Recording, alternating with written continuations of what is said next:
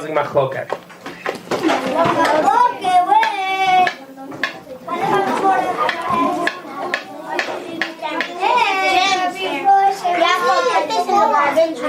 what do we have?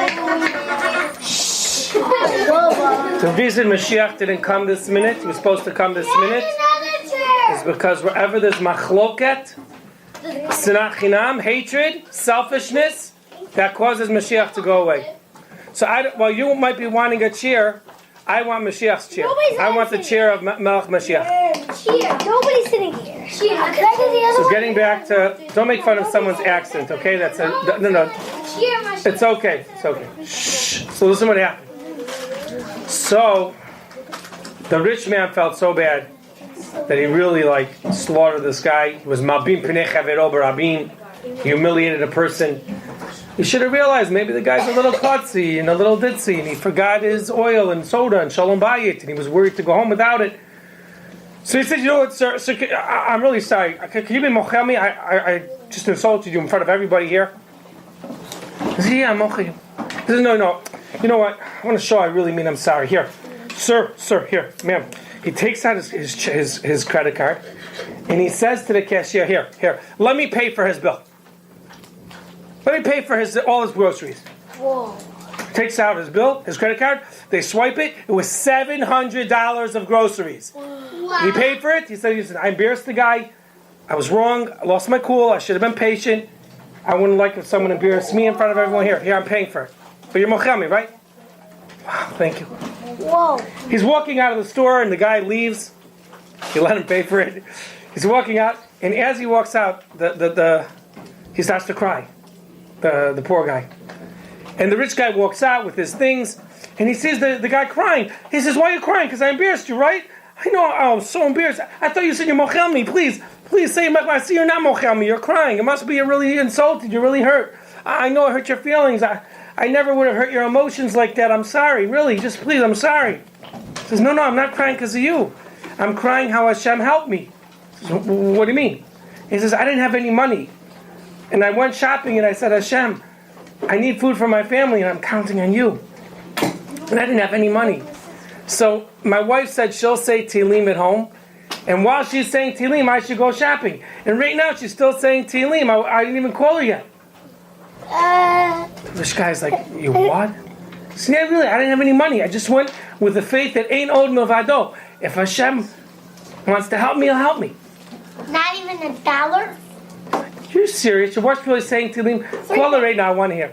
He calls his wife on the phone, and he says, "Dear, what parak are you up to?" And she says, "I'm up to parak Kuf Yud Bet." And she's still reading it. Whoa. And the guy is blown over. He's like, "You're telling me you came to the store without any money?" He goes, "No money." And Hashem put in my heart that I should pay your bill because I had such... This is amazing. You have such emunah in Hashem that you're already going shopping, and Hashem's going to have to take care. That's it. He says, "You know what? Such a couple that has such faith to Hashem, I want help. I'm going to the store right now. I'm opening an account with my credit card. For the next year, all of your grocery bills are on me." Obviously, he was a very rich man, and he was very taken back by a Yid who is such a maimin. He's such an Einod Movado Jew that he offered to pay the bill of all the groceries for the entire year. So the next time you're walking, don't just walk and do nothing. Think Einod Movado. The next time you're scared, remind yourself Einod Movado. The next time you're nervous, remind yourself Einod Movado. If you're going to get a job and you're not sure they're going to hire you, just say Einod Milvado. Hashem's in charge. I want to try that. I think such a beautiful story deserves a beautiful nigun. What's a beautiful nigun? V'yafilu v'yastoreh Shebisai chastoreh B'vadai gamsom Nisashem yishmara V'yafilu v'yastoreh Shebisai chastoreh B'vadai gamsom Names Hashem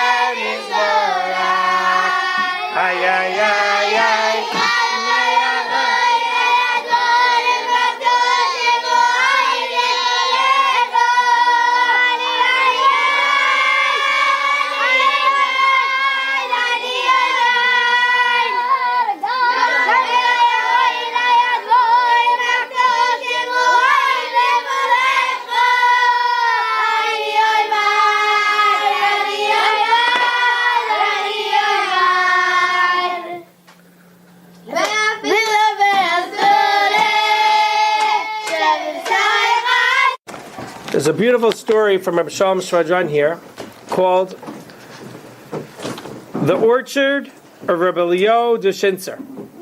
Now, I'd like to name the story something else because I think the real lesson is not about the orchard of Rabbi Spero. It's a lesson in the power of prayer of children, which means that children, when you daven, you could really help the world even more than an adult. The Gemara goes so far as to say that children's Torah and children's tefillah is even more powerful and more precious to Hashem than even that of a big Talmid Chacham, which is hard to believe. But that's the purity of young children. So, with that said, I want to make a suggestion. I hope you'll accept this suggestion. You know, we all have like a little address book. You write your best friend's phone number and address. I do. I want to suggest that you get such a book, but it doesn't have to be an address book, but something like that you should fit into your knapsack. And whenever it's time to daven, whether it's in a minyan, let me see that, you write into it the names of people that you're going to pray for. I'm an index card. El Yakim Getzel ben Rachel Malka, Chaya Malka Bas Basheva, Aaron ben Rachel. And you could write what you're davening for. And I'll tell you why. Because your whole life you're going to be davening for yourself. You're going to say, Hashem, have Rachmanis on me, have mercy on me, help me. But you're also going to be davening for plenty of people that you love. And maybe some people that you don't even necessarily love, but you know that they need tefillos. So instead of having it on a piece of paper, and then you lose the piece of paper, or tucking it in the siddur, and then it falls out, keep this little book. Keep it for many years. And then, if something happens that you don't have to pray for the person anymore, so you could put it in parentheses. But it's a beautiful idea, and I hope you'll take me seriously. In it, you could even write different pages. On this page, I'm praying for people who need a job. On this page, I'm davening for people who need a shidduch. On this page, I'm davening for Eretz Yisrael, for soldiers that were hurt. On this page, I'm davening for... My grandmother said that she's looking to buy a new, car. I don't care what it is. Write your own thought. This is what I'm praying for. And you'd be surprised. Years later, you look at the notebook, you'll say, wow, I see Hashem answered me over there. Oh, I see Hashem answered me over here. Anyway, so this is the story about the orchard of Rabbi Spero. Now, what's very unique about this is that he had an orchard that he couldn't sell.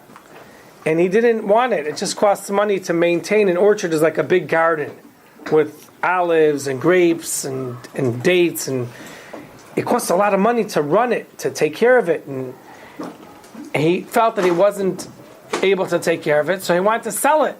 But he couldn't find anyone to buy it. So he came up with an idea. He's going to go to the cheder and he's going to ask the school teacher, let your Talmidim say to him for 5 minutes that I should be able to sell my orchard.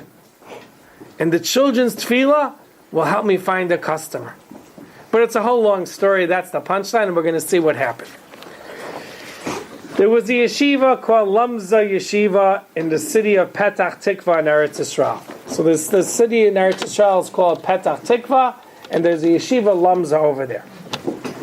So the story goes that the mashkiach, he's the one who's like the Rebbe, who watches the Bachram, that they're behaving, they're learning. His name was Rabbi Spero. And twice a week, they said to Hillel in his yeshiva, and this is what they prayed for, that our mashkiach, our rabbi, should be able to sell his orchard. And in the end, he didn't sell it so fast.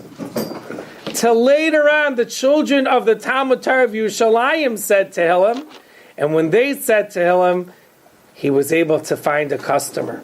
You see, even your fathers, don't you think they prayed to Hashem, Hashem, help us have good business, help us have good customers? So here the Rebbe felt, hey, I need someone to sell my orchard to, I don't have too many customers. So he got his students to pray to Hashem, he should have customers. Now listen to how its story went.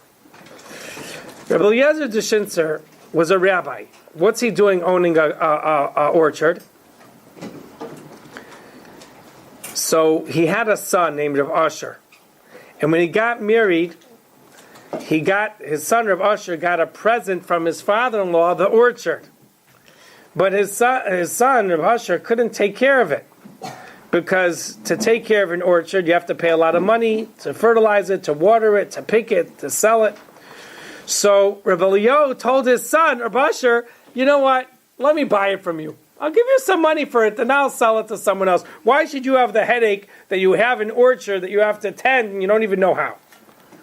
So Rav Asher moved to America, and his father, Rav Eliyahu Dushinzer, gave him money for the orchard. So let's say he gave him for the orchard $10,000. Okay, thank you, Daddy. I'll take the $10,000. You have the orchard. I'll go to move to America. But it turns out that his father was now stuck with this orchard.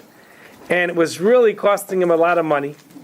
And he was worrying about it. He said, I don't even think I'm making enough money to pay for the orchard. Because how many dates or olives can I sell and grapes to even pay for just taking care of it? It's costing me so much money. I'm not a farmer.